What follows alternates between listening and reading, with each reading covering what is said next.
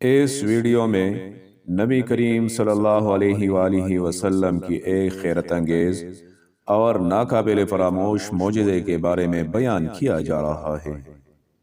جب غزوہ خندق کے موقع پر نبی کریم صلی اللہ علیہ وآلہ وسلم اور صحابہ کرام انتہائی بھوک کا شکار تھے، اور ایسے میں ایک صحابی کی طرف سے تھوڑا سا کھانا حاضر کیا جاتا ہے، اور وہ تھوڑا سا کھانا ہزاروں افراد کے لیے کافی ہو جاتا ہے۔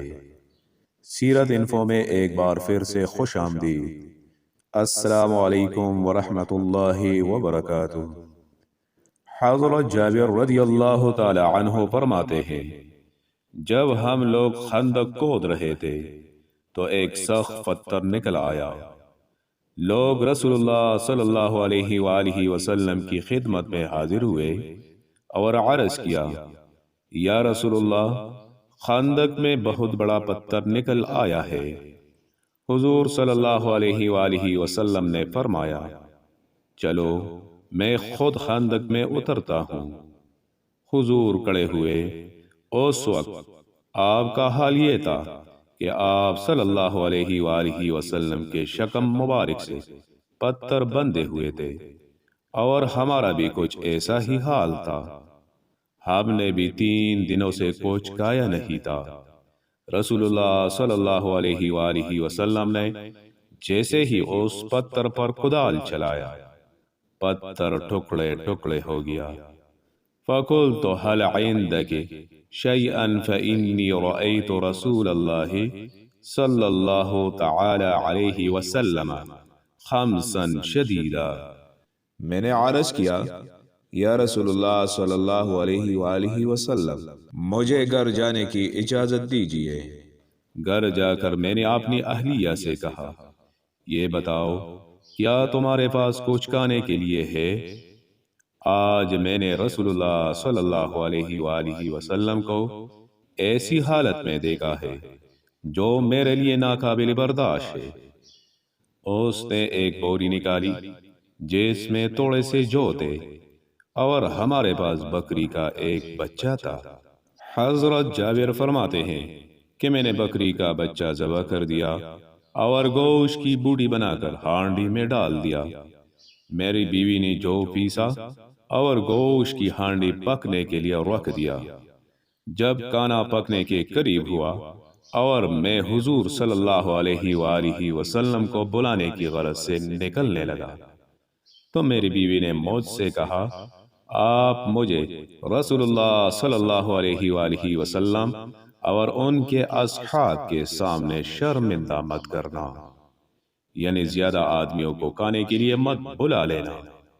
میں رسول اللہ صلی اللہ علیہ وآلہ وسلم کی خدمت میں حاضر ہوا اور سرگوشی کے انداز میں عرض کیا، یا رسول اللہ، ہم نے آپ کے لیے کھانا تیار کیا ہے، آپ 1-2 صحابہ کو اپنے ساتھ لے کر میرے گھر چلیے۔ رسول اللہ صلی اللہ علیہ وآلہ وسلم نے دریافت فرمایا، کتنا کھانا پکا ہے؟ میں نے بتا دیا کہ ایک بکری کا بچہ ذبح کیا ہے اور 1 صاع جو کا آٹا ہے۔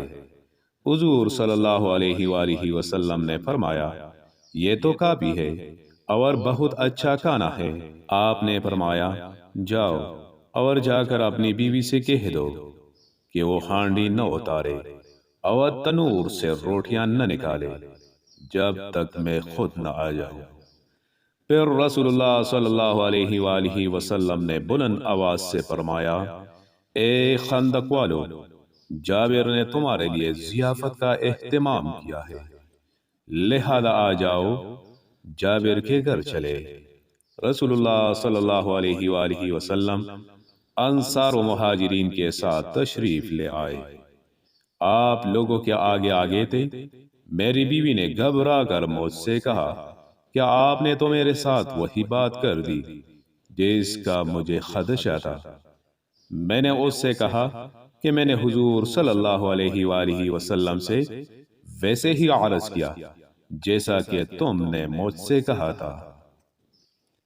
حضور صلی اللہ علیہ وآلہ وسلم نے آٹے میں لعاب دہن ڈالا اور برکت کی دعا کی۔ پھر ہانڈی میں لعاب دہن ڈالا اور برکت کی دعا کی۔ اس کے بعد حضور صلی اللہ علیہ وآلہ وسلم نے فرمایا، کسی ایک روٹی پکانے والی کو اور بلا لو تاکہ وہ میرے سامنے روٹیاں پکائے اور ہانڈی سے گوشت نکال کر دیتی جائے۔ پھر حضور صلی اللہ علیہ وآلہ وسلم نے صحابہ سے فرمایا، اندر چلو اور شور و غل نہ کرو۔ پھر روٹیاں توڑ کر ان پر گوشت ڈالا اور صحابہ کو کھانے کا اشارہ کیا۔ جب بھی ہانڈی سے گوشت نکالا جاتا یا تنور سے روٹیاں نکالی جاتی تو اسے فوراً ڈھک دیا جاتا۔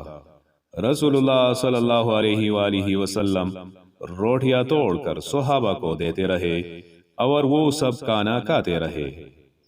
جب سارے لوگ کھانا کھا چکے تو حضور صلی اللہ علیہ وآلہ وسلم نے فرمایا، اے جابر، اب تم بھی کھا لو، اور جن لوگوں کے گھر کھانا بھجوانا ہے ان کے ہاں کھانا بھجوا دو، کیونکہ آج کل لوگوں کو بھوک نے بہت ستایا ہے۔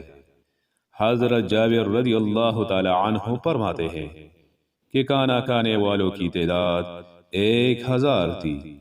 قسم خدا کی سب نے کھانا کھا لیا اور شکم سیر ہو کر کھایا، پھر بھی کھانا بچ گیا۔